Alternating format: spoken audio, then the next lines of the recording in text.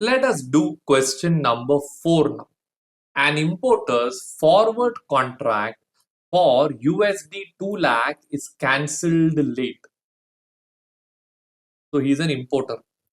He has a forward contract for 2 lakh is cancelled late. So when he is having a dollar, which is an importer, means he will be paying money, right? So what will he do for that? He will buy dollar first, correct? So it's cancelled late. So basically he was supposed to cancel on the due date, but he's cancelled it late. Whenever you cancel something late, as per FEDAI rules, they will give you 3 days time, my dear friends. Within 3 days you have to cancel. If you cancel within 3 days, they will charge you 3 types of expenditure.